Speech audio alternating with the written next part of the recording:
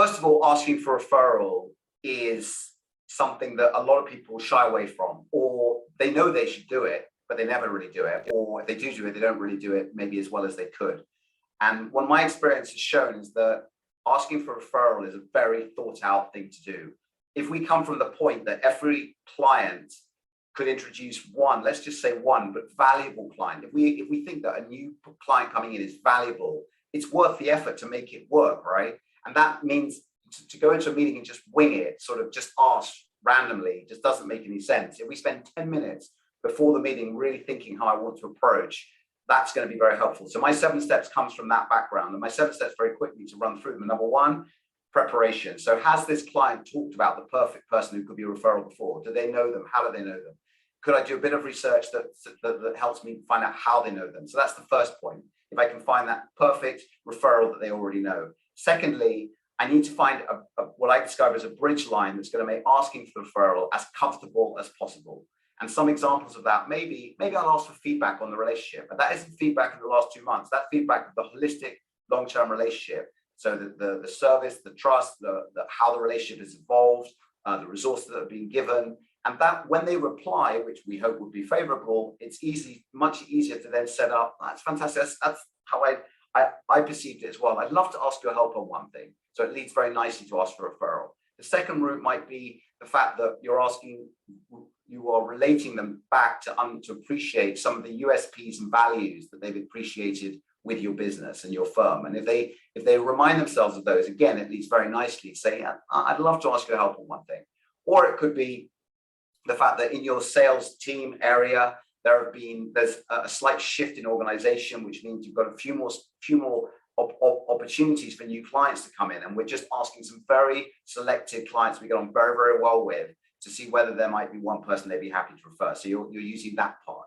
Or it might be talk about the history of the relationship, and you refer them to when they came into the firm, what they were trying to achieve, and you remind them about what they have achieved on the way and how it's been achieved. And once again, that warms them to the opportunity of helping you. So that's the bridge line. The third step for me, if I haven't thought of that particular name at the beginning, I couldn't find one, I only want to ask for one name. A lot of people fall into the trap of, is there anyone you know, any family, friends, any business colleagues? No, actually, all I want is there one person you know, just one. And the reason for that is it's much easier for the client to think about it, filter it, and come up with a name. The fourth step is qualifying exactly what you're looking for. So it's very clear, and it's brave, but it's very clear what you're looking for. You're not going to get sort of a dud of a referral. You're going to get a very good one. The fifth is this point about listening. What are they going to say in reply? They might go, yeah, Rohit, I'd love to help you. Let me think about that. Now, that isn't actually a fob off. That's no problem. Well, that's fantastic, Rachel. I'd love to thank you so much for thinking about this. I've got to get back to you in 10 days about this meeting, about so-and-so, so-and-so. Can I ask you then if there's the one name that's come to you? The second listening might be, yeah, Rohit, I think there is someone. Now, you'd be amazed how many people at that point don't follow that up.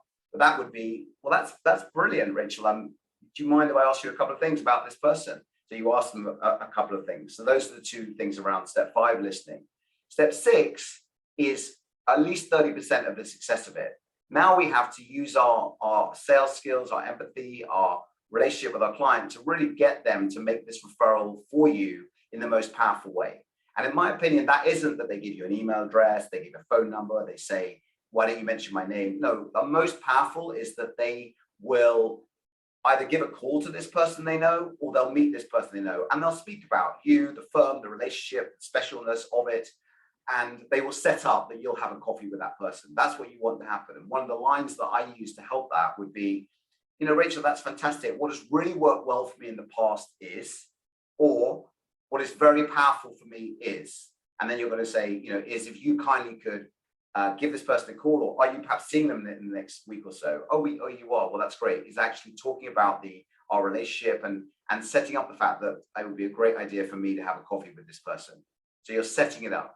And step 7 is follow up. So I would say, so Rachel, I know how busy you do get. If perhaps I haven't heard from you in a week or so, do you mind if I just give you a nudge and see if you had a chance to make this introduction for me? So those are my 7 steps.